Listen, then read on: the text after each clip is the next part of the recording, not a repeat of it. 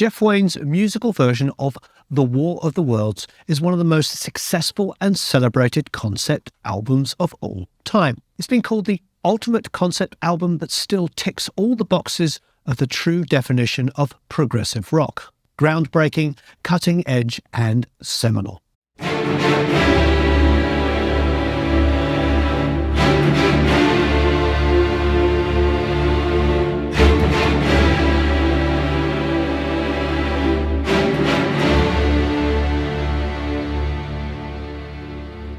Released in 1978, the album is a masterpiece that enjoyed instant commercial success, going to number 5 on the UK album charts, and spending 339 weeks in the chart.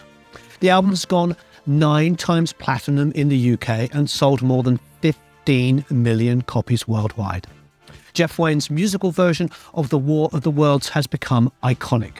Its celebrated status is illustrated by many different versions that include DVDs, video games, a complete re-recording in 2012, stage show adaptations, and a high-tech extravaganza called The Immersive Experience that opened in London in 2019. The music, narration and lyrics of Jeff Wayne's musical version of The War of the Worlds form a seamless whole. Everything is held together by Richard Burton's reading of excerpts from H.G. Wells' legendary science fiction novel The War of the Worlds, which is a story of a Martian invasion that intends to wipe out humanity and take over planet Earth. And slowly and surely they drew their plans against us. With a total time of 95 minutes, Jeff Wayne's magnum opus was tailor-made to fit a vinyl double album. Leaving the 2 shorter epilogue tracks at the end aside. The remaining 10 tracks range in duration from 6 to 12 minutes. They add up to 4 sections of just over 20 minutes, timed exactly to fill each side of a vinyl album. The musical version of The War of the Worlds was therefore a perfect fulfillment of a format that came into being 30 years earlier, in 1948. In that year, Columbia introduced the long-playing phonograph vinyl record, better known as the LP. The idea of creating LPs with an overarching theme that connects all songs followed quickly. The large gatefold LP sleeve, which allowed for extensive artwork and liner notes, made the idea even more attractive. In fact, Woody Guthrie had already in 1940 released a collection of 78 records with a common theme called Dust Bowl Ballads, which has since become regarded as the first concept album. And Frank Sinatra released some albums in the 1950s that are now recognised as early concept albums. Concept albums became popular with rock acts in the late 60s, with the Beach Boys' Pet Sounds in 1966, the Beatles' Sgt. Pepper's Lonely Hearts Club Band in 1967, Frank Zappa's Absolutely Free, also in 1967, and The Who's Tommy in 1969. On top, the Moody Blues' Days of Future Past in 1967 pioneered orchestral and prog rock, and Jesus Christ Superstar in 1970 introduced the concept of the rock opera. The emerging prog rock genre, with its love of long-form music, classical music influences and grand ideas, took to the concept album like a fish to water, leading to an avalanche of prog concept albums in the 70s by the likes of Jethro Tull, Pink Floyd, Yes, Rick Wakeman, Genesis, Alan Parsons Project, and many more. Other rock acts like David Bowie, The Who, and the Eagles released more concept albums. Plus, there was a popular rock musical, The Rocky Horror Picture Show, in 1975. Jeff Wayne's musical version of The War of the Worlds was influenced by many of the above-mentioned albums, in particular by Rick Wakeman's Journey to the Center of the Earth in 1974, which is also based on a 19th century science fiction novel by Jules Verne. The War of the Worlds and Journey to the Center of the Earth both feature a narrator and the combination of a rock band and orchestra. The War of the Worlds takes the concept a step further by including sung and spoken parts for several characters from the book, performed by well-known artists like the Moody Blues' Justin Hayward, David Essex, Manfred Mann's Earth Band's Chris Thompson, Thin Lizzy's Phil Lynott, and Julie Covington. Wayne had already worked with Rick Wakeman and was aware of Journey to the Center of the Earth and considered creating a musical version of another Jules Verne novel, 20,000 Leagues Under the Sea. He also looked at John Wyndham's The Day of the Triffids and Aldous Huxley's Brave New World, but decided that H.G. Wells's The War of the Worlds lent itself best to a musical adaptation. I remember in New York, at around the age of 7, 8, 9, seeing a film version of it that was made in 1953, which was the year, in fact, that we first moved to England. So I probably became aware of it in England, not in New York, come to think of it. It just didn't have what I fell in love with, which was a very dark Victorian tale. And when I finally read it, my dad actually handed it to me because he knew I was keen to interpret a story. It didn't have to be The War of the Worlds. It was just something that I fell in love with for whatever the reasons. In retrospect, it is astonishing that Wayne, who was relatively unknown at the time, managed to compose a timeless masterpiece, with the participation of a famous actor and famous singers and musicians, that went on to become one of the seminal albums of the 70s. There's little in his background to explain the enormity of the success, other than perhaps that he is of American origin. Almost all the prog rock albums mentioned earlier are by British artists, and Wayne's American background may have given him a unique perspective. Jeff Wayne was born on July the 1st, 1943 in New York City to Jerry Wayne, a singer, actor and theatre producer. His mother was a dancer and a poet. Wayne Jr. spent most of his childhood in New York and then moved to Los Angeles to study journalism. In his free time, he played keyboards and tennis. Piano I did from the age of about 5, and I did take lessons for something like 16 years. I started in New York, and it was traditional piano lessons. Then we moved to England, as you've now learned. I studied with a classical teacher and stayed with that for the 4 years we first lived in England. And then when I came back to New York with my parents, I was getting into jazz and took jazz piano. He collaborated with his father in creating a successful West End musical called Two Cities, which was based on the Charles Dickens book, A Tale of Two Cities. Yeah, it was turned into a West End musical at the Palace Theatre, Cambridge Circus, where many, many great musicals have played, including Les Mis, which I mention as one only because the musical my dad was producing, he had been following some of my songwriting. We wrote some songs together. I put it down to nepotism, 100%, 101%, because he could have hired any top-flight composer to write for a West End musical. But for some crazy reason, he wanted me, and I kept saying to him, Dad, you can get a lot better. He said, no, I'm watching and listening to some of your material. We wrote a couple of songs together as well. Wayne went on to write music for commercials, TV and film, eventually composing some of Britain's best-known tunes, for example, for Esso, Abbey National, Good Morning Britain, and many more. In the early 70s, Wayne also produced several David Essex albums, including the singer's seminal debut album, Rock On, in 1973, and he acted as the singer's musical director. By the mid-70s, Wayne was making a comfortable living and enjoying his work with David Essex. However, his father reminded him of his aspirations to write a big piece of work in his own name. A musical seemed the obvious way forward. The two started reading various books to choose a subject, and Wayne Sr. suggested The War of the Worlds. Wayne Jr. later recalled that he was immediately hooked. And when I finally read it, my dad actually handed it to me because he knew I was keen to interpret a story. It didn't have to be The War of the Worlds. It was just something that I fell in love with for whatever the reasons. But it was after a lot of reading of other books that I was going on tour with an artist that I was producing, but then he started touring, and he came over the night before I left on this tour, and he said, here's another book that we can read to see if you like. And it was H.G. Wells's The War of the Worlds, which I did take on tour with me. No mobile phones, no computers in that particular period. And it was the first book I read that on literally one reading that I fell in love with. It had all the sort of ingredients that I was looking for. Father and son spent most of 1975 securing the rights to the book, after which Jeff went to work on the score and the script.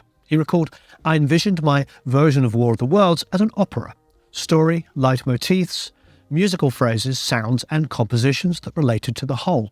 I handed my scribbles to my father's wife, Doreen, a writer and a journalist.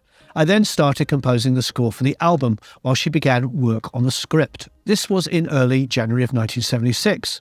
I wanted to have a bit of pressure, so I booked a studio for May that year. It certainly kept me focused. I finished the first draft in 6 weeks." The story of the War of the Worlds is told by a journalist. Wayne wanted only British voices to represent the quintessentially British characters in the book, and considered the voice of Welsh actor Richard Burton ideal for the part of the narrator. Burton was at the time a household name, and contacting him, let alone getting him to participate, seemed like a long stretch. But by a stroke of luck, Wayne managed both, and he and David Essex travelled to Wally Heider's studio in San Francisco to record Burton reading the narrator part. The actor's participation added greatly to the credibility of the ambitious venture. Richard's name wasn't a particularly long list, to be honest, but he was at the top of this list because his voice was just as good as it gets, and because he wasn't being filmed, it was the voice, and the same within the whole double album. The voices had to sell whatever character they were playing. My dad and Doreen, we all agreed, boy, what a voice.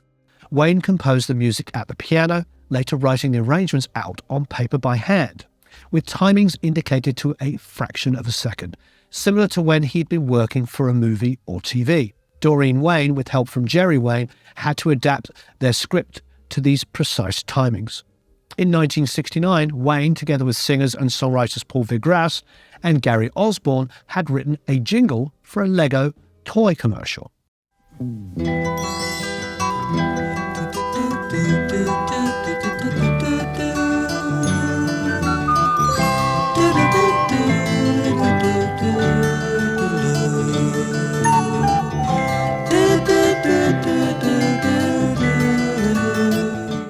Vigras and Osborne liked the tune so much, they included an extended version on their debut album Cues in 1972. I wish that I was flying with them. Now you're not here. Wayne judged the song a perfect fit for the dramatic scene in The War of the Worlds, where the journalist cannot find his fiancée. And I caught a last glimpse of her despairing face as the crowd swept me away from her. Like the sun through the trees, you came to love me. Like a leaf on a breeze, you blew away.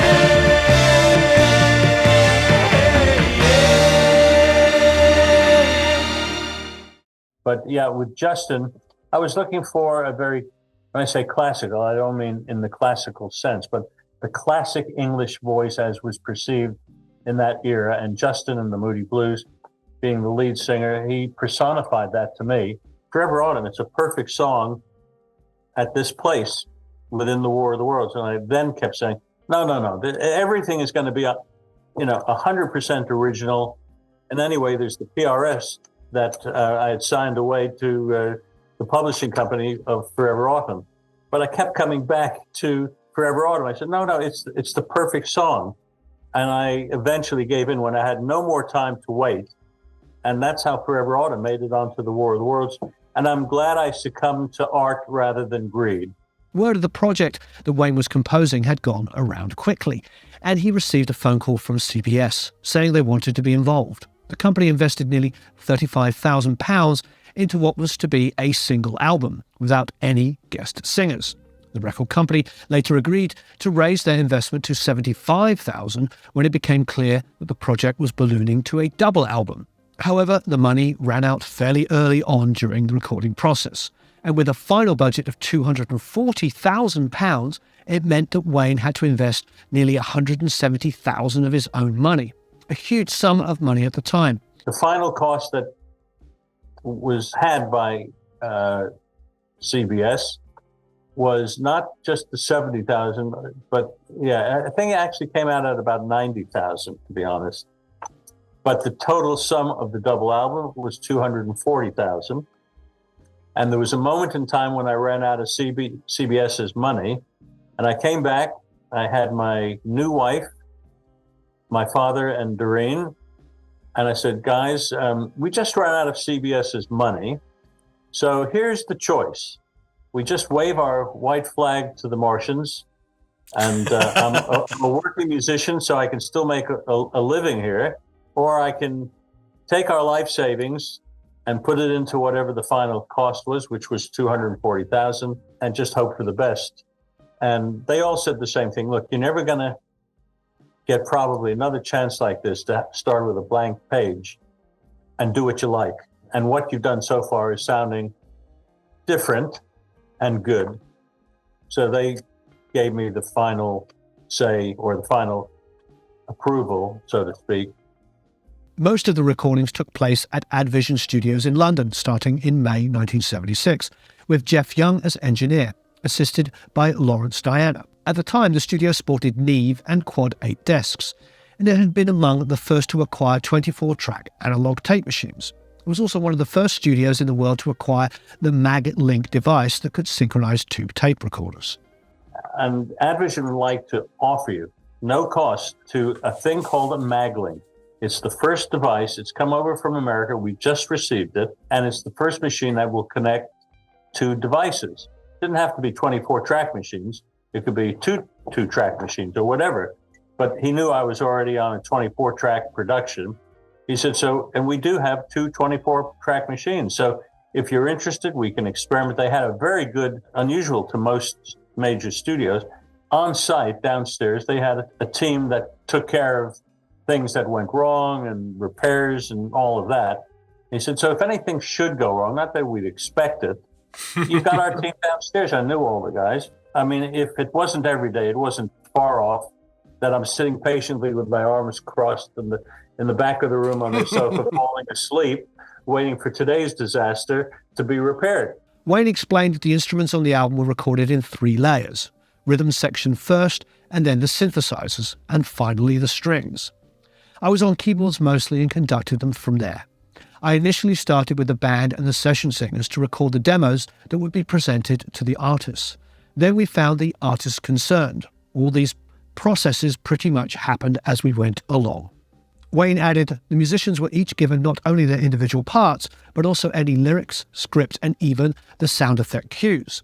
This was because I wanted each of them to know not only what their parts were, but also to get a feel for the story, when there was narration, singing, and to know when the storyline was from the human or Martian point of view. The band were brilliant. Everyone performed with wonderful enthusiasm. The brilliant band that Wayne had assembled included many star session musicians and consisted of guitarists Chris Spedding and Joe Partridge, bassist Herbie Flowers, drummer Barry Morgan, percussionist Barry DeSouza, Roy Jones and Ray Cooper, George Fenton on tar, santur and zither, and Ken Prof. Freeman on synthesizers. Guitarist Carlos Santana came to the studio at one point, but his contributions were aborted over contractual issues. Producer Gary Langan, who in 2005 worked with Wayne on the Surround remix of the album, explained in an interview in Sound on Sound magazine, Jeff would have set the metronome and said, "We'll have to go at this tempo, no clicks or anything." The amount of tempo changes, kids growing up today would cringe. The BPM is all over the place, but because you've got a cohesive bunch of people all moving together, it sounds enormous. Some of the rhythms on Jeff Wayne's musical version of The War of the Worlds are obviously influenced by disco music, which was popular in the mid and late 70s, leading some people to call Wayne's album prog disco. He commented, "Although I knew I was attempting to compose and produce this epic piece, some of my compositions were arranged around the rhythms of the day, and I hoped that the work would reach out like great pop albums do. We thought in terms of singles and accessibility, without losing the integrity of this 96-minute continuous play musical work." The striking and pioneering synth sounds on the album were created by Ken Freeman. Naturally, given that the project was built around a science fiction story featuring extraterrestrials, Wayne was keen on unusual, otherworldly sounds. Moreover, in keeping with the leitmotif approach of his compositions, with certain characteristic sounds and melodies returning, he asked Freeman to imagine sounds that were specific to the Martians and their machinery. The synths Freeman used included an ARP Odyssey Mark I, a Mini Moog, a Yamaha CS80 that he modified, and a prototype Freeman string synthesizer that he had designed. Freeman also used a JWM Electronics Thunderchild, but it didn't make it to the album. In addition to the alien sounds, Freeman designed and played all the flute, whistle, pipe, oboe and brass sounds, as well as some snare drums and special effects. On the opening track, Eve of the War, the horns and the pipes are made with the CS80, modified by Freeman so he could stop the second bank of oscillators from responding to the initial bend slider. The contrast between the two oscillator banks created a more realistic horn attack.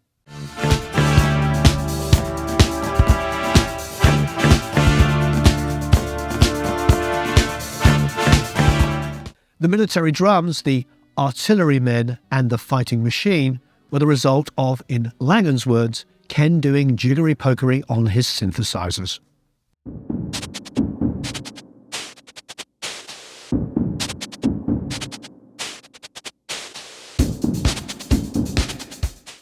Wayne has said in interviews that the Moog 3C synth was also used on the album, and that he deliberately arranged the music so that the more aggressive sounds, like the Martians' weaponry and machinery, came more from synths and guitars, whereas the human side of the story was represented by the strings and other more organic sounds. Wayne was surprised that the alien sounds connected so much with audiences. However, one of the most distinctive alien sounds was not made by Freeman, but by guitarist Joe Partridge. Wayne explained, the sound that the Martians make when they're terrorizing the Earth and when they are dying at the end is a word that H.G. Wells created called Alu. I turned it around to make Ula. It's a combination of a talk box and the performance of Joe Partridge, who played it.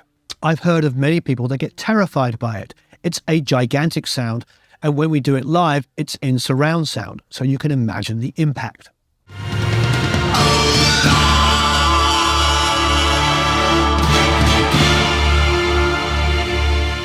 The two guitar players were extremely creative in conceiving other parts as well, with, for example, the Heat Ray theme in the track Horsell Common and the Heat Ray, which was played by Joe Partridge on guitar, on which all strings were tuned to the same note, creating a fuzzy and large sound.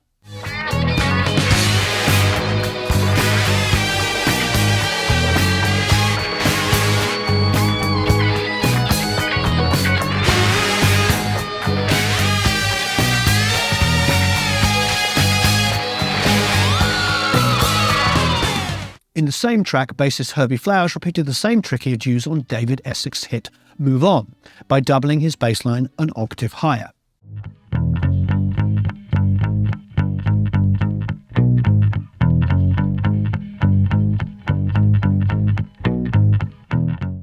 The bass guitar tracked up an octave was his idea, and he did it on the Lou Reed Walk on the Wild Side single.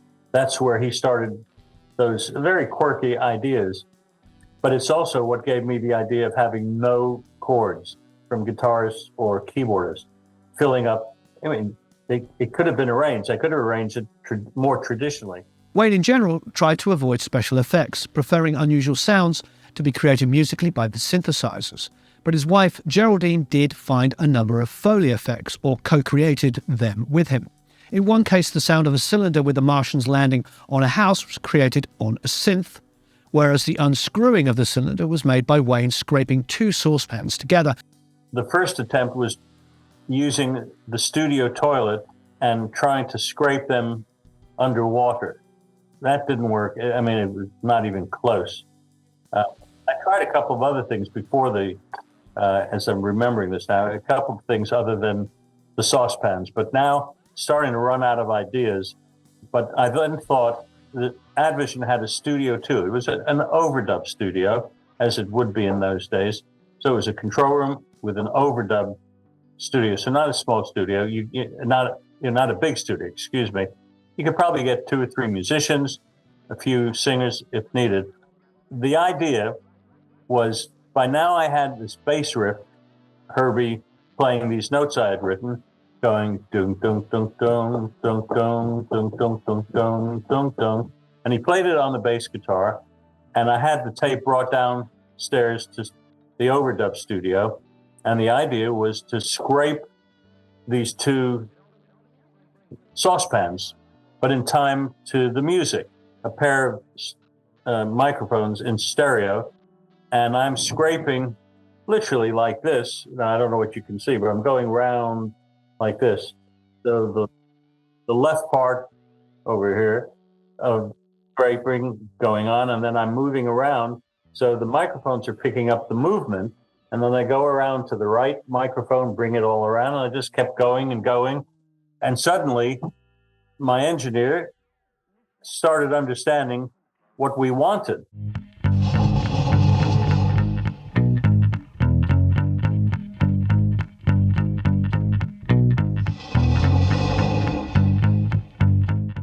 The strings were recorded halfway through the production.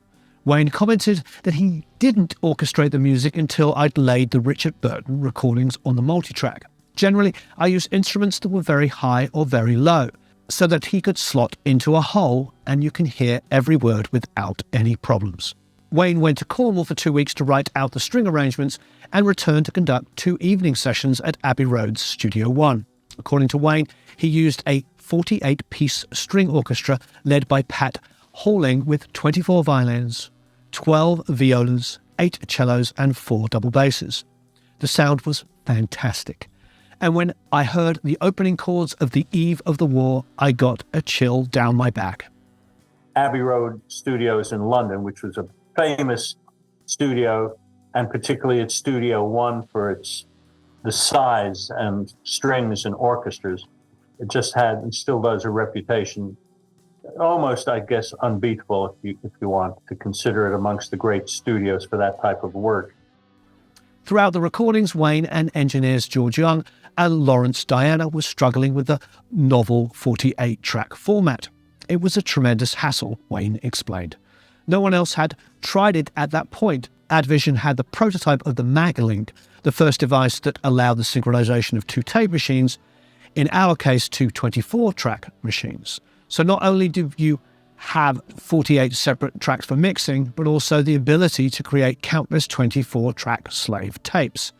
I was doing something that no one had yet done in production terms. Technically, we were pushing the limits. However, the Maglink kept breaking down, and nobody really knew how to repair it. So they had to keep on figuring out what was wrong. We lost literally months. We were unable to complete the bloody thing because the machine kept breaking down. Once you start on 48 tracks, you can't stop. You can't say, let's scrap one of the machines and start all over again, because you've got half the orchestra on it. The upside, though, was that without the Maglink, the War of the Worlds could never have been made, making the frustration moments worthwhile. Over the course of the year that it took to record the entire project, Wayne, Young and Diana filled an astonishing 75 2-inch 24-track masters and 372 quarter-inch masters. Clearly, when it was time to mix in May of 1978, it required an enormous amount of comping, pre-mixing and editing to make the material fit on 4 sides of vinyl. And as Wayne added, not bore everybody because it would be just too long. The length of many of the pieces, the complicated multi-layered arrangements and the fact that the music had to be manually mixed on a desk meant that short sections ranging from 30 seconds to 2 minutes were mixed at a time. Wayne, Young and Diana took a week to mix a vinyl side, with each of them operating the faders on different sections of the desk. So I just had to sort of be a bit brutal with saying to the studio team, this is what we're going to mix next. But I had a main engineer, another Jeff, coincidentally, also from Wales. He had an assistant engineer, which meant with me, it was a very long desk, but no real automation. So yes, each of us had to virtually fight each other because we each had a section of the desk. Jeff, the engineer, he had more than anybody else because he was central and he was the engineer. So, he was the boss, but we did assist in doing groups of faders in a way that we'd have to say, okay, look, on this next take, I'm going to push up whatever instrument or group of instruments or voices and explain why. And then our assistant engineer, Lawrence, he did the same thing. And then Jeff, he had the rest of it. And it was really a lot of trial and error because there was no automation. You couldn't do it in bits and pieces. According to Langan, who had to recreate the effects for the 2005 surround mix, effects used in 1978 included 2 reverb plates, 1 delay, a harmonizer, and a phaser. Advision had 2 EMT plates, 1 long and 1 short.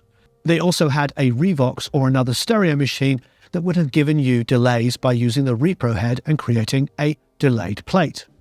After the final mixes were completed, Wayne received a panic call from the studio, informing him that a tape op had misidentified the mix master for side 4 as a tape that was to be destroyed, and had cut it up with a razor blade and thrown it in the trash. Undeterred, Wayne, Young and Diana took another week to mix side 4 again. When the project was finally finished, Wayne had one more hurdle to clear, and that left him more petrified than anything that had gone before. The contract with CBS did not, in fact, guarantee a release. And given how unusual the project was and the absence of 3-minute singles, he feared that CBS would shelve it.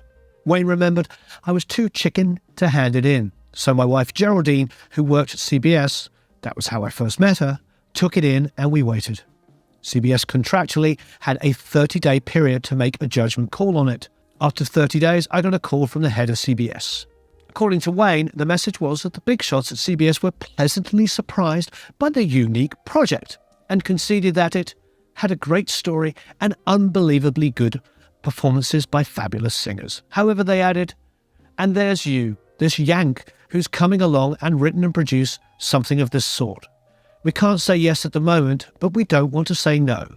Can we have another 30 days, please?" Wayne said it was quite a period of trepidation, to say the least. It was nerve-wracking, having to wait around 2 months to see if anyone liked it. But after the second 30 days of waiting, CBS declared itself enthusiastically behind the project. It was a rare case of record company executives using their ears, rather than simply looking in the charts to see what's current. They were the first audience to hear the wealth of great music on the album, starting with the dramatic main theme of The Eve of the War, which functions as an overture and contains many leitmotifs of what is to come.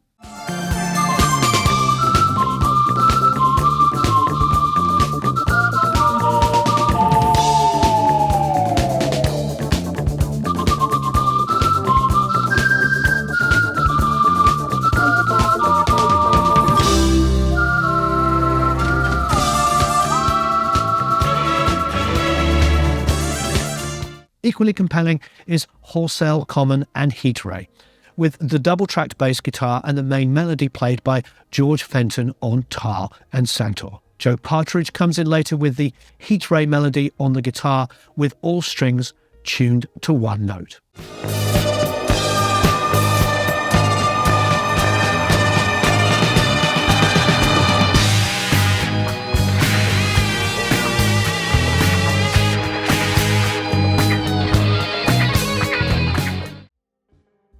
The song that follows Forever Autumn is a song called Thunderchild. It's the the climactic battle that ends the first of the 2 albums between Mankind and Martians. I thought I had a reasonably nice idea by asking John Lodge to be the handover from Justin in Forever Autumn to Thunderchild. The only thing that happened was that it wasn't in the right key for him. As great a voice as he has, it really was too high for him. But Chris has one of the big rock voices, that you can imagine. Number 1 with Blinded by the Light in America with Manfred Mann, etc. Chris came in and just nailed it. He was on board, and I felt I was going through a lot. As much as I was so thrilled that John was not only interested, but was prepared to come back and finish it off if I had lowered the key, Chris wound up doing The Voice of Humanity. And he also toured with us from 2006 right through to the end of 2010.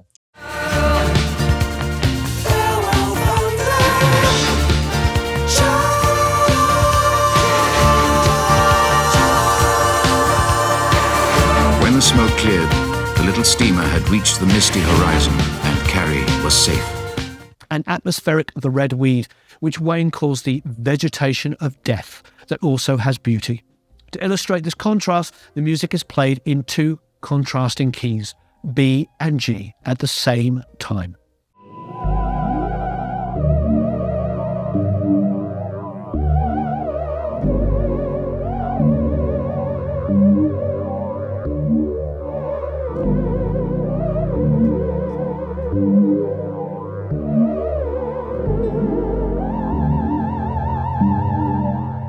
The Spirit of Man contains very emotional vocals by Phil Lynott and Julie Covington, and a fantastic guitar solo by Chris Spedding.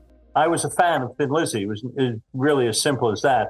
And Phil's name came to me not just because of being a fan of Thin Lizzy's, but there was one particular song that he had recorded with them called Fool's Gold. And it's a song where maybe 20 seconds, 30 seconds maximum, he speaks at the beginning. And this magnificent rock voice has turned into a dramatic moment of that length that sets the song up. And I thought, gosh, that's Parson Nathaniel. There must be something worth living for. No, there is nothing. There must be something worth trying for. I don't believe it so. Even something's worth dying for. And Dead London has more amazing synth effects by Freeman.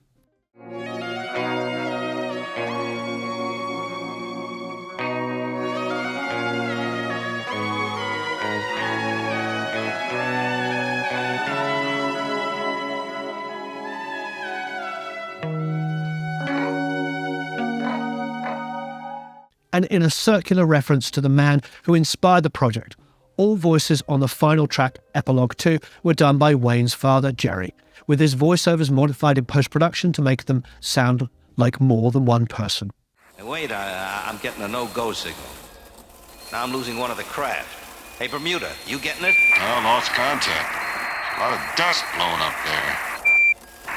Now I lost the second craft. On June the 1st, 1978, Jeff Wayne's musical version of The War of the Worlds enjoyed its official premiere at the London Planetarium.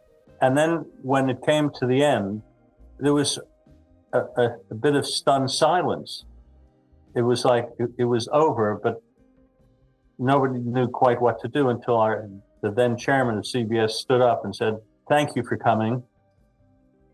We hope you feel about it as we did." And there was suddenly applause and cheers. And it was, because I didn't know what to expect. I really did not know. Nobody in my team, family, or any of the guest artists, the band that were there, anybody who came that had spent this long period with me, we had no idea. And to hear this reaction from real hardened media people who were not being polite, they were responding, in a way that I wish I had put a suit on or something, but I was in just jeans, my normal sort of way, operating the bits that I had to. I never thought about, well, what's going to happen after this is over? But then there was a real party in the main entrance to the planetarium room itself. And when I say a party, it's because pretty much everybody wanted to stay and chat and talk about it, ask me questions. Very memorable moment in my career and life. But who knew? Really, who knew what was going to happen? The next day, the first single of the album was released, which was an edited version of Forever Autumn, sung by Justin Hayward. It went to number 5 a month later. The album was released on June 9th to widespread critical acclaim, with qualifications like magnificent, superb, and 4 sides of sheer excellence. It did walk a line there, because nobody knew, including the record company, if anybody was going to like it or was just going to disappear, because it didn't fit into a category. You mentioned prog rock and punk rock. Punk rock and disco were the two real heavy music mediums of the day. And there I was coming out with continuous work, a double album. How arrogant could anybody be? Continuous play, so there's no cuts on this double album to even make it easy for radio stations, even if they wanted to play a tune from my double album. I was smart enough to realize, or semi-smart enough to realize, that I better do what I called an airplay album. And I cut all the main songs and themes down to, single length type of lengths and put it onto an album. And CBS agreed. And it was sent to all the radio stations up front. Jeff Wayne's musical version of The War of the Worlds went on to win 2 Ivor Novello Awards, and in 1979 it received the Best Recording in Science Fiction and Fantasy Award. The judges included Alfred Hitchcock, George Lucas and Steven Spielberg. In 1981, CBS released an album of highlights, which contained shortened versions of the tracks with narration removed. Spanish and German versions were released, and in 1989 Dutch DJ Ben Liebrand created an unauthorized electronic dance remix, which went to number 3 in the UK charts. In addition, there were computer game versions in 1984, 1998 and 1999. It took until 2006 before the first concert tour saw the light, with Jeff Wayne conducting the string section. There have been several more stage adaptations since then, with extensive special effects. The Life Begins Again tour of early 2022 was the latest live incarnation. On top of all of this, Wayne re-recorded the entire album in 2012 with Liam Neeson as the narrator, with well-known singers like Gary Barlow, Joss Stone, and largely the same band members as on the 1978 version. Jeff Wayne's The War of the Worlds, the immersive experience, is still playing in London and is described as combining immersive theatre, virtual reality, augmented reality, holograms, and cutting-edge technology, all set to Jeff Wayne's iconic score, giving audiences the chance to live through the Martian invasion of 1898. Clearly, the legacy of Jeff Wayne's musical version of The War of the Worlds is still alive. It has become part of popular culture, and its celebrated status looks set to continue well into the 21st century. What can I say? I have a friend, Neil. Neil, if you're watching, hello. I think 10 or 11, and I went over to his house, and he had it, and he was playing it, and all my hairs just stand on end remembering the first time I heard this record. It was unfrickin' believable. It's still unbelievable to this day. For me, a fan of classical music and jazz and classic rock, particularly prog rock, I mean, it's a dream come true. Plus, I love movies, like many of us, and Richard Burton is one of the greatest actors that ever lived. So here we have, plus Thin Lizzy, one of my favourite bands. I mean, it's, and my dad had Days of Future Haven't Passed, which of course is the great Moody Blues album. So here I am, it's like boom, boom, boom, boom, boom. It's like, it couldn't be more perfect for a guy like me. First time I heard that, I was like, wow. So just to be able to talk to Jeff about this record is unbelievable. So there is a Jeff Wayne interview. There's all the pieces in here, but there's a full interview, so please check that out. Jeff, thank you ever so much for creating this incredible record. It's got to be one of the greatest albums of any genre ever made. It's definitely in my top 10. Absolute masterpiece. Like I say, hits on every level for me. You know me, I love great songs, great performances, but I also want great production. I mean, it doesn't get any better than this. And the fact it's narrated by Richard Burton. Can I say that again? Richard Burton, Richard Burton, Richard Burton. If you don't know Richard Burton, there's tons of great movies. But go and listen to his reading of Dylan Thomas's Under Milkwood. Unbelievable.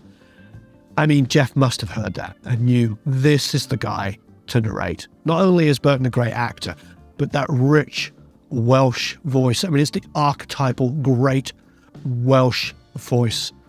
Probably the best voice for narration in the English language. Thank you, Jeff. Thank you, everybody involved in this project. Thank you, everybody, for watching. Please leave any comments and questions below. I'd love to know what you think. Is there any other albums like this? What do you think of this album? If you don't know it and you've not yet discovered it, go and discover it. It is unbelievable. What a masterpiece. Thank you, everyone. So long. Farewell. Auf Wiedersehen. Au revoir. Tout scenes. Ciao. Goodbye. Thank you.